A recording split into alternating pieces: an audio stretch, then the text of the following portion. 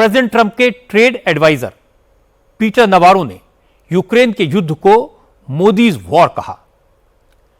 नवारो ने कहा कि भारत खुद को दुनिया की सबसे बड़ी डेमोक्रेसी कहता है, लेकिन वो रूस और चीन जैसे तानाशाह मुल्कों का साथ देता है। इसकी कीमत अमेरिका की जनता को चुकानी पड़ रही है। पीटर नवारो ने टैरिफ वॉर पर यूक्रेन और रशिया वॉर का संबंध दिखाया। कहा कि भारत अमेरिका को सामान बेचकर भारी मुनाफा कमा रहा है, फिर उसी पैसे से रूस से तेल खरीद रहा है। ऑयल के बदले मिले पैसे का इस्तेमाल रूस यूक्रेन के खिलाफ जंग में करता है, फिर अमेरिका की जनता की गाड़ी कमाई।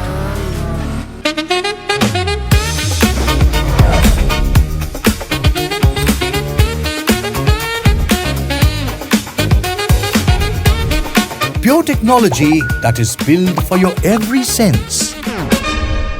Acer Pure from Acer.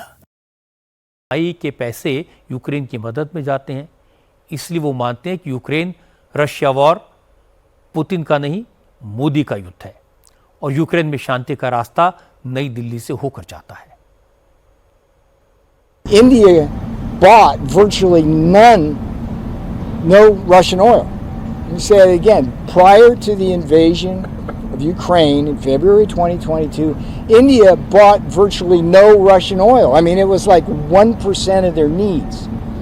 So the argument somehow now, as the percentage has gone up to like 30 and 35%, that somehow they need Russian oil to cool their homes or cook or drive their cars is nonsense. What is the net impact on the Americans because of our trade with India? Well, let's think about it.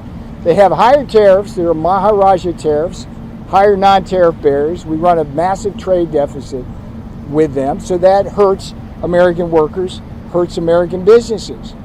Then they use the money that they get from us when they sell us stuff to buy Russian oil, which then is processed by refiners and they make a bunch of money there. But then the Russians use the money to build more arms and kill Ukrainians, and so American taxpayers have to provide more aid, military style, to the Ukrainians. So that's insane. नवारो ने ये कहा, ये logic, ये की बात Bloomberg को दिए गए एक इंटरव्यू में फिर दोहराई। हालांकि भारत से अमेरिका की नाराजगी की असली वजह ट्रंप के एक दूसरे एडवाइजर की जुबान पर आ गई। अमेरिका की नेशनल इकोनॉमिक काउंसिल के डायरेक्टर केविन हेसेंट ने कहा कि भारत अमेरिकन प्रोडक्ट्स के लिए अपने बाजार न खोलने पर अड़ा हुआ है। मोदी ने एग्रीकल्चर और डेयरी सेक्टर अमेरिका के लिए खोलने से साफ इनकार कर दिया है। यही दोनों देशों के टकराव की असली वजह है। केविन हेसेंट ने कहा कि अमेरिका बार बार भारत से कह रहा है कि वो अपने बाजार के दरवाजे अमेरिका के लिए खोले, अमेरिका के एग्रीकल्चर और डेयरी प्रोडक्ट्स को भारत में बेचने दिया जाए, लेकिन भारत अड़ा हुआ है। इस पर न मोदी एक कदम पीछे हटने को तैयार है, इसलिए ट्रंप भी पीछे नहीं हटेंगे। इसकी बहुत कोई उम्मीद नहीं है कि दोनों में कोई समझौता हो पाएगा।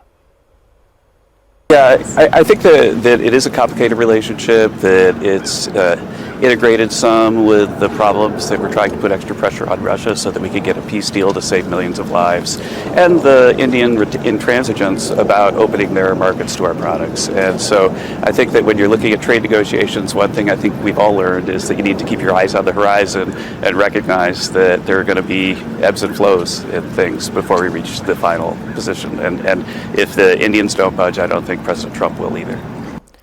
मैंने आपको ट्रंप के दो क्लोज एडवाइजर्स की बात सुनवा दी। इसमें कोई दो राय नहीं है कि भारत के खिलाफ सैंक्शन लगाने का ट्रंप के पास कोई जेन्युइन रीजन नहीं है। इसलिए रूस से तेल खरीदने को मुद्दा बनाया गया। ट्रंप प्रशासन ये नैरेटिव तैयार करने की कोशिश कर रहा है कि ट्रंप रूस यूक्रेन की जंग खत्म कराना चाहते हैं, रशिया पर प्रेशर बना रहे हैं, लेकिन भारत रूस से क्रूड ऑयल खरीद रहा है। भारत से मिले पैसे का इस्तेमाल रूस यूक्रेन के खिलाफ जंग में कर रहा है और यूक्रेन के लोगों को बचाने के लिए अमेरिका को करोड़ों डॉलर यूक्रेन को देने पड़ रहे हैं। इसलिए ट्रंप ने भारत पर एडिशनल टैरिफ लगाया, लेकिन ये तर्क किसी के गले नहीं उतरता, क्योंकि प्रेसिडेंट ट्रंप खुद कह रहे हैं कि रूस के साथ जंग में अमेरिका यूक्रेन की मदद में कोई खर्चा नहीं कर रहा, उल्टा इससे अमेरिका की कमाई हो रही है। यह कल ही की बात है कि ट्रंप ने कहा कि जंग में यूक्रेन की मदद नेटो कर रहा है और इसके लिए हथियार अमेरिका से खरीद रहा है। इससे अमेरिका खूब पैसा कमाता है। We are selling a tremendous amount of equipment to NATO. We're not spending any money, we're making money. So we're selling missiles and military equipment, millions and millions, and ultimately billions of dollars to the NATO. So they're funding the entire war.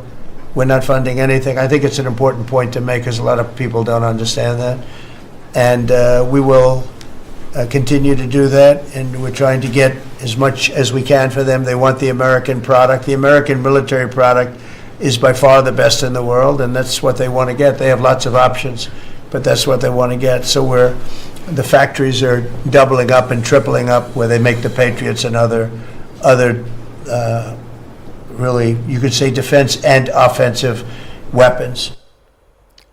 आपने देखा Trump खुद ये मान रहे हैं कि Ukraine में युद्ध से अमेरिका को भारी मुनाफा हो रहा है, फिर भी उन्होंने युद्ध के लिए भारत को जिम्मेदार ठहराया, 25% एडिशनल टैरिफ लगाया।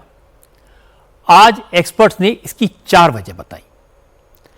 एक तो ये कि जुलाई 2019 में जब इमरान खान अमेरिका गए थे तो ट्रंप ने उनसे कह दिया था कि कश्मीर के मसले पर मोदी ने उनसे मीडिएट करने को कहा है और वो करेंगे।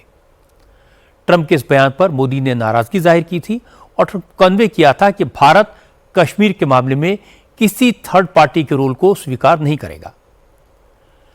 प्रेसिडेंट ट्रंप और प्रधानमंत्री मोदी के बीच तल्खी की दूसरी वजह यह बताई गई कि अमेरिका के प्रेसिडेंशियल इलेक्शन के दौरान मोदी ने ट्रंप और कमला हैरिस दोनों उम्मीदवारों से मिलने का टाइम मांगा था। ट्रंप ने टाइम दे दिया और रैली में अनाउंस भी कर दिया कि मोदी मुझसे मिलने आ रहे हैं, लेकिन लास्ट मोमेंट पर कमला हैरिस ने मोदी को अपॉइंटमेंट नहीं दिया। मोदी को लगा कि सिर्फ एक पार्टी के कैंडिडेट से मिलना ठीक नहीं होगा, इसलिए मोदी ने ट्रंप के साथ मीटिंग कैंसिल कर दी। ट्रंप को यह बात भी बहुत बुरी लगी। तीसरी बात, भारत और पाकिस्तान का सीज फायर। ट्रंप अब तक 42 बार कह चुके हैं कि भारत पाकिस्तान का युद्ध उन्होंने रुकवाया, सीज फायर करवाया, और भारत बार बार कह चुका है कि सीज फायर का फैसला पाकिस्तान के डीजीएमओ के रिक्वेस्ट पर हुआ, लेकिन ट्रंप न सुनने को तैयार है न मानने को तैयार है। चौथी वजह, इस मामले पर ट्रंप और मोदी की बात कनाडा में होनी थी। G7 समिट के दौरान दोनों मिलने वाले थे, लेकिन प्रेसिडेंट ट्रंप अचानक समिट छोड़कर अमेरिका चले गए और वहां से उन्होंने मोदी को फोन किया, वॉशिंगटन आने के लिए कहा। यह वही दिन था जब आसिम मुनीर व्हाइट हाउस में ट्रंप से मिलने वाले थे। मोदी ने वॉशिंगटन जाने से इनकार कर दिया। ट्रंप को यह बात भी चुभी। एक्सपर्ट्स मानते हैं इन 4 बातों की वजह से ट्रंप ने टैरिफ को लेकर भारत को टारगेट किया।